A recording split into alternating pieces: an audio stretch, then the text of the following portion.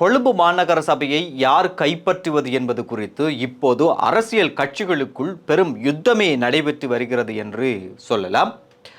இந்த கொழும்பு மாநகர சபையை கைப்பற்றுவதற்காகவும் இந்த கொழும்பை தங்களுடைய கட்டுப்பாட்டுக்குள் வைத்துக் கொள்வதற்காகவும் இந்த தெரிவு செய்யப்பட்ட உறுப்பினர்களோடு பணங்கள் பதவிகள் குறித்து எப்படி தங்கள் பக்கத்தில் அவர்களை எடுக்க முடியும் என்பது குறித்து பல அரசியல் கட்சிகளும் பல டீல்களிலும் பேச்சுவார்த்தைகளிலும் ஈடுபட்டு வருகின்றனர். ஆளும் கட்சியாக இருக்கின்ற என்பிபி கட்சியை பொறுத்த வரைக்கும் அவர்களுக்கு கொழும்பை தங்களுடைய கட்டுப்பாட்டுக்குள் வைத்திருப்பது என்பது ஒரு முக்கியமான விடயமாக இருக்கிறது. அவர்கள் அதிலே உறுதியாக இருக்கிறார்கள். என்ன விலை கொடுத்தாவது இந்த கொழும்பு மாநகர சபையை கைப்பற்றிவிட வேண்டும் என்பதில் என்பிபி அரசாங்கமானது உறுதியாக இருக்கிறது. இதன் அடிப்படையில் தான் அண்மையிலே பிமல் ரட்நாயக்க கூட நீங்கள் எழுதி வைத்துக் கொள்ளுங்கள், எங்களுடைய கொழும்பு மேயர் ராய் பல்தசார் தான் என்று மிகவும் ஆணித்தரமாக அவருடைய அந்த கருத்தை அவர் வெளியிட்டிருந்தார். இன்னும் ஒரு பக்கம் எஸ்ஜேபி ஆனது அவர்கள் கைப்பற்றுவதற்கான பேச்சுவார்த்தைகளிலும் டீல்களிலும் ஈடுபட்டு வருகிறார்கள்.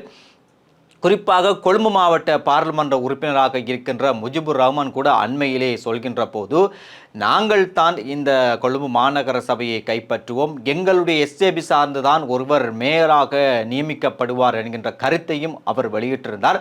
அவ்வாறு எஸ்ஜேபி கொழும்பு மாநகர சபையை கைப்பற்றுகின்ற போது மேயர் வேட்பாளராக ஏற்கனவே அவர்கள் ருவைஸ் ஹனீஃபாவை களமிறக்கினார்கள். ஆனால் அவர் இந்த தேர்தலிலே தோல்வி அடைந்தார்.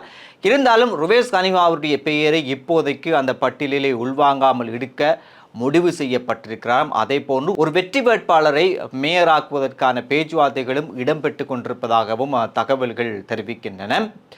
எது எப்படியோ எஸ்ஜேபியும் இந்த என்பிபி அரசாங்கமும் இந்த கொழும்பு மாநகர சபையை கைப்பற்றுவதற்காக வேண்டி பலதரப்பட்ட ரகசிய கலந்துரையாடல்கள் டீல்களிலே ஈடுபட்டு வருகிறது என்பதுதான் உண்மையான விடயமாக இருக்கிறது. இதன் இன்னும் ஒரு கட்டமாகத்தான் இப்போது இன்று ஜனாதிபதி அன்ரோகுமார் திசாநாயக்க தலைமையிலே இந்த கொழும்பு மாநகர சபையிலே போட்டியிட்ட 5 சுயேட்சை குழுக்களில் தெரிவு செய்யப்பட்ட 9 சுயேட்சை உறுப்பினர்களோடு ஒரு பேச்சுவார்த்தை நடத்த இருப்பதாக சொல்லப்படுகின்றது. இந்த பேச்சுவார்த்தை வெற்றி அடைகின்ற போது இந்த பிரச்சனை என்பது முடிவுக்கு வந்துவிடும் என்று பலரும் பேசிக்கொள்கின்றனர். ஆனால் முஜிபுர் ரஹ்மான் இன்று ஊடகங்களுக்கு தெரிவித்த கருத்து தான், ஜனாதிபதி செயலகத்துக்கு போய் பாருங்கள், அங்கு பணம் பதவி என்று வியாபாரிகள் என்று இந்த கொழும்பு மாநகர சபையை கைப்பற்றுவதற்காக வேண்டி உறுப்பினர்களை அழைத்து வைத்து டீல்களிலே பேசிக் கொண்டிருக்கிறார்கள். இவர்கள் தேர்தலுக்கு முன்னர் நாங்கள் திருடர்களோடு சேர மாட்டோம், திருடர்களோடு டீல் வைக்க மாட்டோம் என்று கூவி தெரிந்தவர்கள் இப்போது தேர்தல் முடிவடைந்ததை பின்னர் அவர்களுக்கு தேவைப்படுகின்ற போது அதே திருடர்கள் சுயேட்சை குழுவிலே இருக்கிறார்கள், அவர்களோடு இவர்கள் டீல் பேசி திரிகிறார்கள் என்ற ஒரு குற்றச்சாட்டை அவர் முன்வைத்திருந்தார். இருந்தாலும் சம்பிக்க ரணவக்க மாறுபட்ட ஒரு கருத்தை தெரிவித்தார் இன்றைய ஊடக சந்திப்பின் போது. அவர் தெரிவித்த விடயம்தான், அதிகாரத்தை கைப்பற்றியவர்களுக்கு சபைகளை கொடுப்பதுதான் நல்லது, அதுதான் ஜனநாயகம் என்ற அடிப்படையிலே அவர் பேசியிருந்தார். எது எப்படியோ இன்னும் கொஞ்ச நாட்களிலே தெரிய வந்துவிடும் இந்த கொழும்பு மாநகர சபையை யார் கைப்பற்ற போகிறார்கள் என்று. அதேவேளை கடந்த காலங்களில் கடந்த ஜனாதிபதி தேர்தலாக இருந்தாலும் சரி, பாராளுமன்ற தேர்தலாக இருந்தாலும் சரி, உள்ளூராட்சி சபை தேர்தலாக இருந்தாலும் சரி, கடந்த கால தேர்தல்களில் இந்த என்பிபி அரசாங்கத்தை தோற்கடிக்க வேண்டும் என்றால் எஸ்ஜேபியும் யுஎன்பியும் ஒன்று சேர வேண்டும் என்கின்ற ஒரு கருத்து நிலவியது. அது எல்லோராலும் பேசப்பட்ட கருத்தாக இருந்தது. ஜனாதிபதி தேர்தலின் முடிவு வந்ததன் பின்னர் அப்படி சேர்ந்திருக்கலாமே என்று எல்லோரும் ஏற்றுக்கொள்ளக்கூடிய அளவுக்கு அந்த விடயம் இருந்தது. ஆனால் சேரவில்லை. அதன் பிறகு எஸ்ஜேபியும் யுஎன்பியையும் சேர்ப்பதற்காக வேண்டி, சஜித்தையும் ரணிலையும் சேர்ப்பதற்காக வேண்டி பல கட்டம் பலதரப்பட்ட பேச்சுவார்த்தைகள் எல்லாம் நடந்தது. ஆனால் எதுவுமே அது கைகூடவில்லை. இப்போது இவர்கள் இந்த உள்ளூராட்சி சபைகளிலே ஒன்றாக சேர்ந்து இந்த சபைகளை கைப்பற்றுவதற்காக இவர்கள் இணங்கி இருக்கிறார்கள். அதுதான் இங்கே ஒரு நகைப்புக்குரிய விடயமாக இருக்கிறது.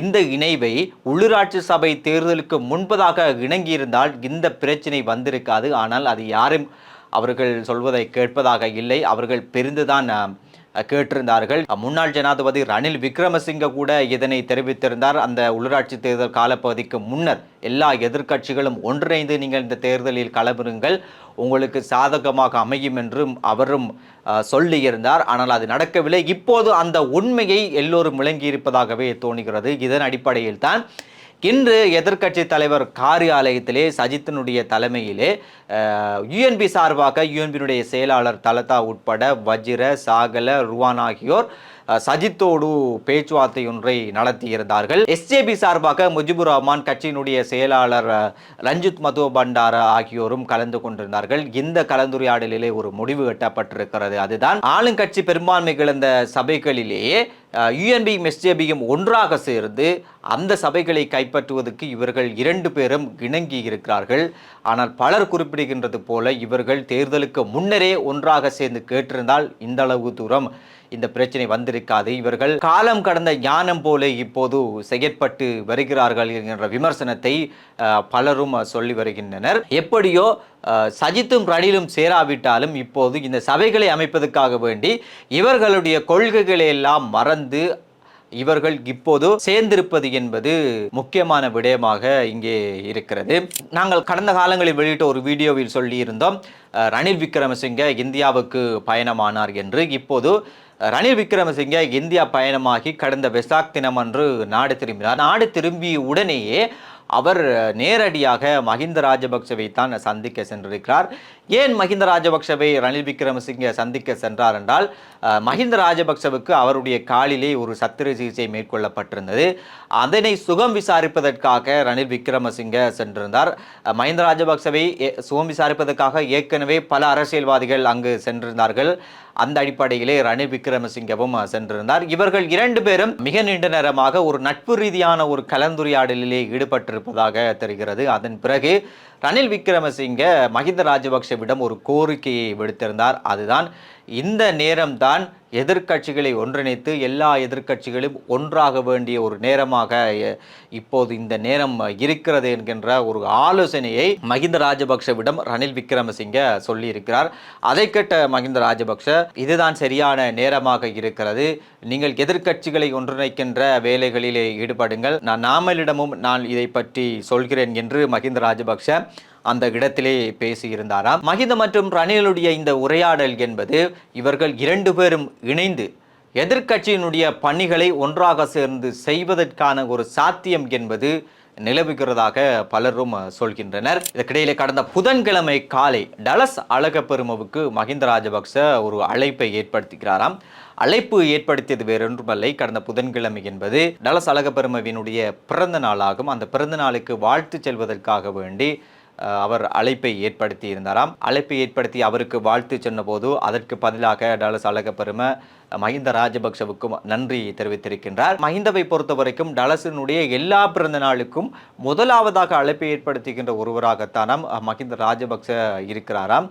அதன் பிறகுதானாம் மற்ற எல்லோரும் அழைப்பை ஏற்படுத்துவார்களாம். அந்த அடிப்படையில் இந்த வருடமும் முதலாவதாக அழைப்பை ஏற்படுத்திய ஒருவராக மஹிந்த ராஜபக்ச இருந்தாராம். இது இன்டர்நெட் என்றால் 30 ஆண்டுகளாக இதுதான் நடந்து வருகிறதாம். அதன் பிறகு டலஸ் அழகப்பெரும அவருடைய பிறந்தநாள் நிகழ்வு ஒன்றிலே இருக்கின்ற போது இன்னும் ஒருவர் அங்கு பங்கு பற்றிய இன்னும் ஒருவர் அவரிடம் கேட்டிருந்தாராம், மஹிந்த உங்களுக்கு அழைப்பை ஏற்படுத்தி வாழ்த்து சொன்னாரா என்று.